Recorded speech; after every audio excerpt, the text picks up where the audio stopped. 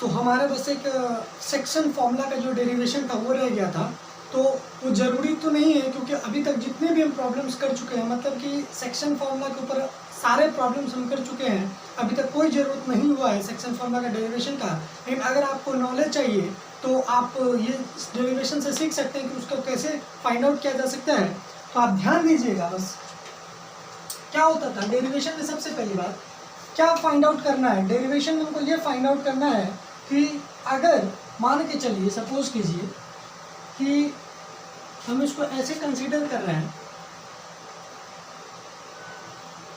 ये ए है और ये बी है, तो पी कोई पॉइंट है, ठीक है, जो m/n रेशियो में डिवाइड करता है, ठीक है। ए के कोऑर्डिनेट्स को अभी हम जनरल x1, y1 मान रहे हैं और बी के कोऑर्डिनेट्स को x2, y2 मान रहे हैं। तो इसके कोऑर्डिनेट्स मतलब p के जो कोऑर्डिनेट्स होंगे, जिसको अभी हम जनरल x, y कंसीडर कर रहे हैं, वो आपको प्रूव करना है कि x इक्वल टू, ये जो x है वो इक्वल टू होगा, क्या होता था, mx2 plus nx1 upon m plus n, और y इक्वल टू आपको प्रूफ करना है कि my2 plus ny1 upon m plus n, ठीक है। आपको x का वैल्यू ये फाइंड आउट करना है और y का वैल्यू ये फाइंड आउट करना है। तो इस चीज़ को प्रूफ करने के लिए हम ऐसे कर सकते हैं कि इस लाइन को अभी हम एक, अगर कोऑर्डिनेट सिस्टम में अगर हम बनाते हैं, ये हमारा x एक्सिस है, ये हमारा y एक्सिस है। अभी हम जो जनरली लाइन लिए हैं वो फर्स्ट क्वाड्रेंट में है, तो इसलिए अभी साइन में कंफ्यूजन नहीं होना चाहिए कि x1 पॉजिटिव है या निगेटिव है। वैसे ही सिमिलरली y1 के बारे में हम कमेंट नहीं कर रहे हैं, अभी हम जनरल ले रहे हैं, क्योंकि प्रूफ हमेशा जनरल लेकर के किया जाता है।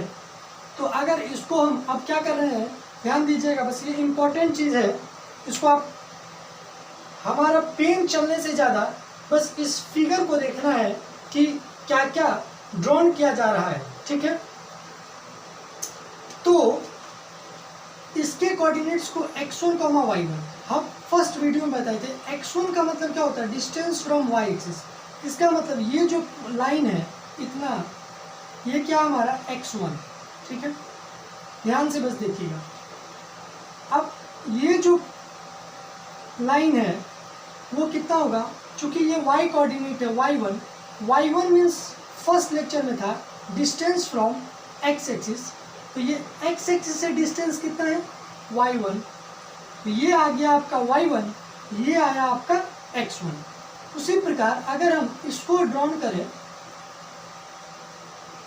तो x1, ये इसको हम x लिए, x मतलब डिस्टेंस फ्रॉम y एक्सिस, इसका मतलब ये जो डिस्टेंस है ये आपका कितना है x, मतलब यहाँ से यहाँ तक का डिस्टेंस कितना है x। ये कितना y means distance from x axis, तो इसका मतलब ये जो लाइन है ये कितना आपका x, ठीक है। अगर इसको हम ज्वाइन कर ले, बस देखते जाइएगा ध्यान से, तो ये टोटल है x, ये है x1। तो इतने में से अगर हम इतने को माइनस कर ले, इसका नाम आप कुछ भी ले लीजिए, ये तो हमारा a था, खैर ये a है, ये p है, ये b है, ठीक है, इसको आप कुछ भी ले लीजिए, p ले लीजिए, ठीक है। तो आप ध्यान से बस देखते जाइएगा, अगर इतना में से अगर इतना को सब्ट्रैक्शन कर दिया जाए तो ये पार्ट बचेगा, मतलब इतना में से इसको घटा दे, x में से अगर x1 को घटा दे तो ये पार्ट हमारा क्या बचेगा, x माइनस x1, मतलब AP इक्वल टू क्या बचा हमारा, इस यहाँ पे हम लिख ले AP इक्वल टू हम कह सकते हैं x माइनस x1, ये चीज़ आपको पता चल गया। उसी प्रकार अगर इतना में से अगर इसको माइनस कर ले तो ये पार्ट हमारा बचेगा, तो इसको आप कोई भी नाम डाल लीजिए, इसको P था, इसको हम M कर लेते ताकि ये हमारा P है, ठीक है। M नहीं करके हम इसको X कर ले, सॉरी इसको हम R मान लेते हैं, ठीक है, R, ताकि हमको सहूलियत हो। तो अभी हम AR फाइंड आउट कर चुके हैं, AR आपका निकल गया है। अब ये वाला पार्ट मतलब पी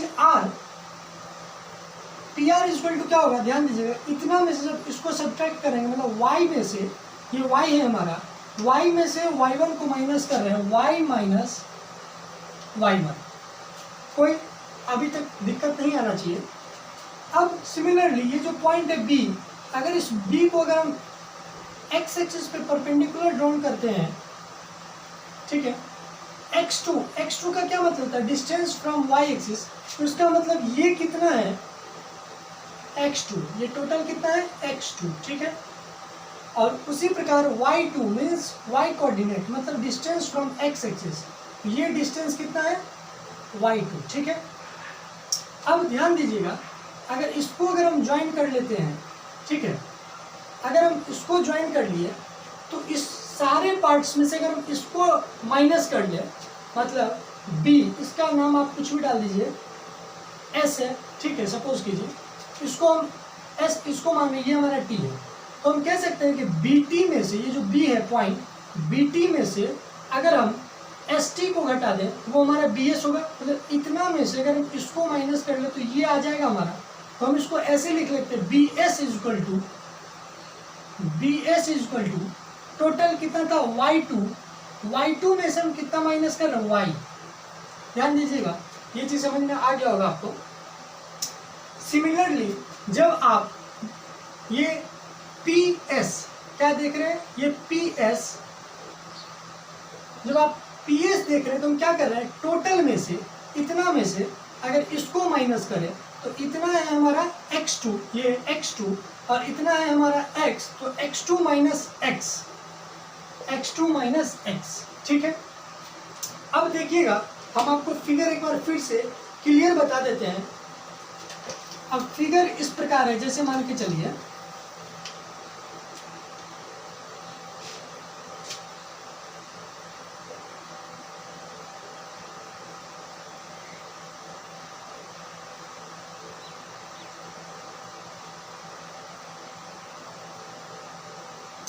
अब देखिए, अगर इस पॉइंट को हम कंसीडर कर रहे थे, ये R है और मान के चलिए हमारा S है, ठीक है, तो एक बात बताइए कि ये ट्रायंगल, ठीक है, ये ट्रायंगल और इसको जब हम मिला रहे हैं, ये ट्रायंगल, मतलब हम कह सकते हैं कि ट्रायंगल ARP एंड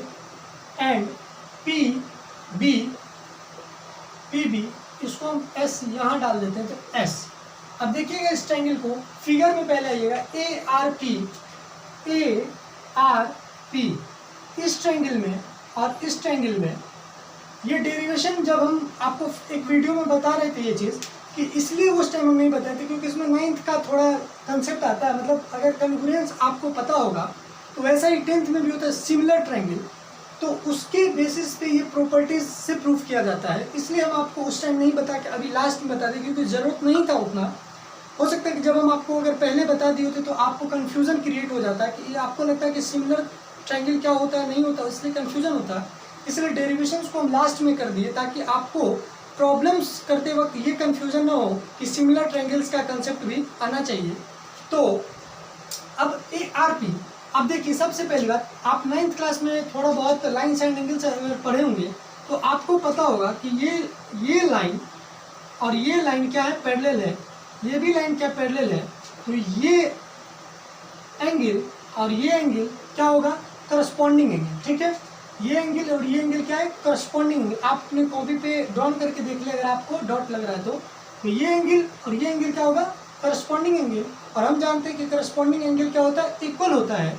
सिमिलरली ये एंगल और ये एंगल क्या होगा, इक्वल, क्यों, क्योंकि फिर ये और ये जब पैरेलल लाइन हम कंसीडर करेंगे इसको और इसको, तो ये एंगल हमारा क्या होगा, करस्पॉन्डिंग एंगल। तो हम कह सकते हैं कि इस ट्रायंगल का मतलब APR का एंगल A जो है वो P के बराबर है, उसी प्रकार एंगल ARP मतलब ये एंगल इसके बराबर है, और फिर ये एंगल और ये एंगल जो है वो इक्वल होगा। फिर क्यों, क्योंकि वो करस्पॉन्डिंग एंगल है, ठीक है।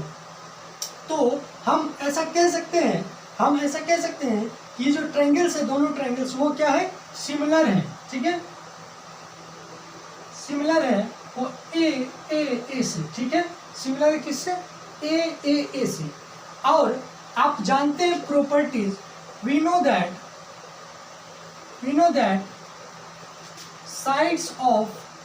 sides of similar triangle are in proportional, मतलब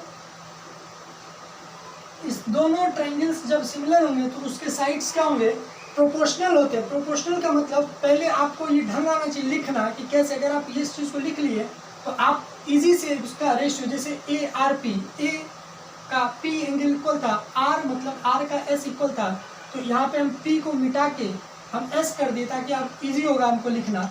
और पी मतलब पी को हम कह सकते हैं बी के बराबर है, तो बी के बराबर है, तो इसको हम ऐसे लिख सकते हैं कि ए आर, ये ए आर जो फर्स्ट था उसके ये फर्स्ट मतलब पी एस के बराबर होगा, इक्वल टू ये आर पी सेकेंड वाला, आर पी इसका भी सेकेंड वाला मतलब S B equal to R. अब एक बार लास्ट और फर्स्ट वाला मतलब A P upon P B क्या होगा, सारे इक्वल होंगे। इस चीज को आप देख लीजिए पहले, ठीक है। और आपको ये चीज चूंकि गिवन था कि ए पी और पी बी जो है वो m/n रेशियो में डिवाइड करता है, ये आपको दिया हुआ था। तो A P upon P B आप देखिएगा, जब A P upon P B equal to कितना है, इसका वैल्यू किसके बराबर है, m अपॉन n के बराबर है, ठीक है। तो हम क्या करें, एक बार m अपॉन n को इसके बराबर कर ले और एक बार m अपॉन n को इसके बराबर कर ले। क्यों, क्योंकि आपस में ये तीनों बराबर है। तो m अपॉन n एक बार इसके बराबर जब आप करोगे तो आप देखो, मतलब इसको m अपॉन n के बराबर जब हम कर रहे हैं तो क्या आएगा, उस चीज को आप देखिएगा थोड़ा मैथमेटिकली। बहुत ही ध्यान से और बहुत धीरे धीरे करने का ये चीज होता है। आप मैथमेटिक्स में कैलकुलेशन जितना आराम से करेंगे इस सब चीज को उतने अच्छे हैं आपके लिए। तो ए आर कितना था देखिएगा, x minus x1 upon P S. तो पी एस बराबर क्या है हमारा, x2 माइनस x, ठीक है। उसको एक बार आप इक्वल कर दीजिए m अपॉन n से, ठीक है। जब आप क्रॉस मल्टीप्लिकेशन करोगे तो क्या देखोगे कि nx minus nx1 equal to आया mx2 माइनस mx। तो x वाले को आप एक जगह रखिए, तो nx इसको आप उधर लेके आओगे तो ये आ जाएगा mx। आप इधर mx2 था, इसको आप उधर लेके जाओगे तो ये प्लस में आ जाएगा, मतलब nx1।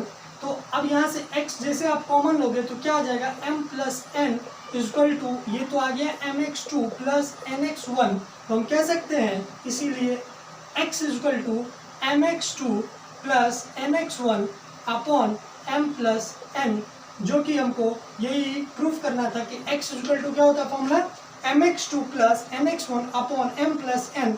इसको प्रूफ करना कोई टफ चीज़ नहीं था, बस आपको थोड़ा सिमिलर ट्रायंगल का प्रॉपर्टीज पता होना चाहिए। अगर आपको सिमिलर ट्रायंगल्स का प्रॉपर्टीज अगर पता है तो आप इसको आसानी से प्रूफ कर सकते हैं। बस आपको ये चीज़ भी कंसेप्ट मायने रखता है कि कहीं पे अगर पॉइंट लिखा हुआ तो उसका मतलब पता होना चाहिए। जैसे किसी भी पॉइंट से x, तो उसका मतलब होता है डिस्टेंस फ्रॉम y एक्सिस। अगर कहीं पॉइंट है y, तो y का मतलब होता है डिस्टेंस फ्रॉम x एक्सिस। तो ये बहुत इंपॉर्टेंट रोल प्ले करता है इस चीज़ को डिराइव करने के लिए।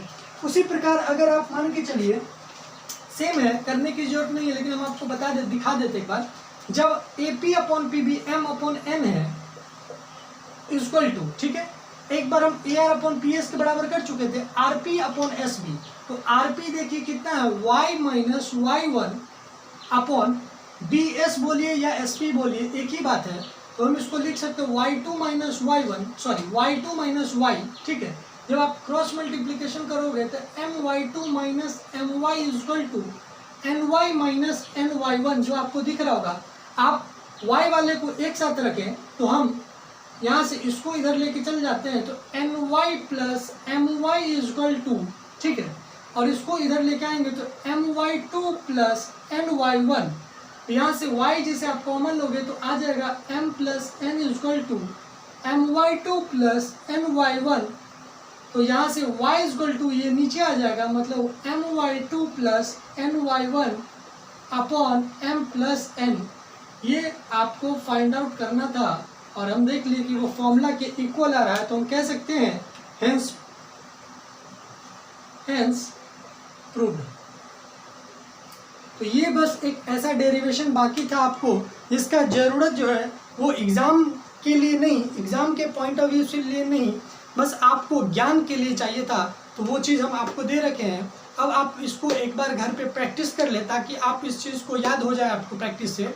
हाँ, और उसके बाद आप किसी भी बुक्स को फिर से एक बार हम आप ये बात आपको बता रहे हैं कि आप किसी भी बुक्स को उठा लें, आर.डी. शर्मा, आर.एस. अग्रवाल और एन.सी.ई.आर.टी. को, और अब जितने भी प्रॉब्लम्स हैं सेक्शन फॉर्मूला पे आप सारे प्रॉब्लम्स को ढूंढ दो, ठीक है।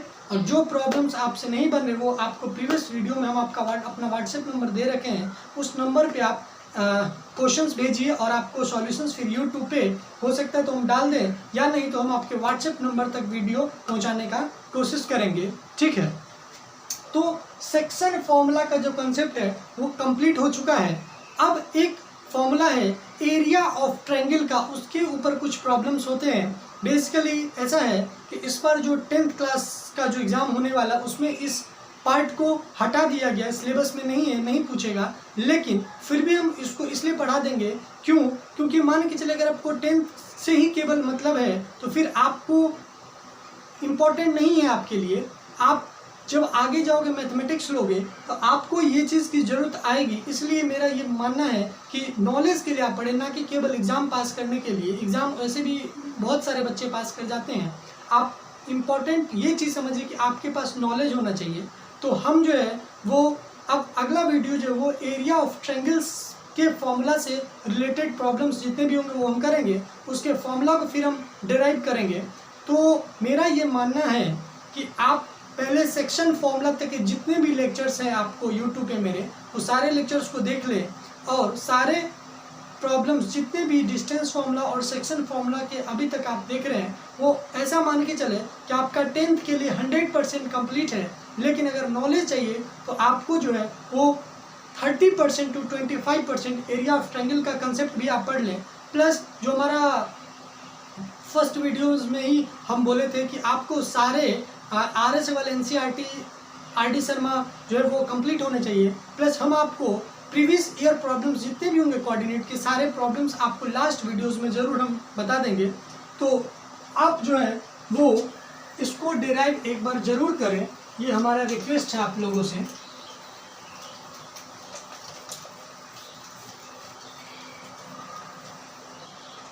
थैंक यू, ठीक है। तो अब हम अगले वीडियो से स्टार्ट करना चाहते हैं, वो रहेगा हमारे लिए एरिया ऑफ ट्रायंगल। मतलब किसी भी ट्रायंगल का एरिया जो है वो हम जानते हैं कि 1/2 इंटू बेस इंटू हाइट होता है, ये बात सारे बच्चे जानते हैं। लेकिन कोऑर्डिनेट से हम कैसे निकालते हैं किसी भी ट्रायंगल का एरिया, उस चीज़ को सीखेंगे। अभी तक डिस्टेंस फॉर्मूला हम देख गए थे कि डिस्टेंस कैसे निकालते हैं, मिड पॉइंट देख गए थे, उसको सेक्शन फॉर्मूला देख लिए थे, उससे हम फिर डिस्टेंस सारे मतलब जितने भी कंसेप्ट थे, कोलिनियरिटी का कंसेप्ट भी हम देख लिए थे। तो अभी तक हम इतने कर चुके हैं। अब हमारा कुछ ही पार्ट्स बचा, 2 से 3 वीडियोस आएंगे और जिस पे हम आपको एरिया ऑफ ट्रायंगल जो है वो कवर करवा लेंगे। तब तक के लिए आपका बहुत धन्यवाद। आप सारे प्रॉब्लम्स जो है वो डिस्टेंस फॉर्मूला और सेक्शन फॉर्मूला पे बनाएं, ठीक है। Thank you.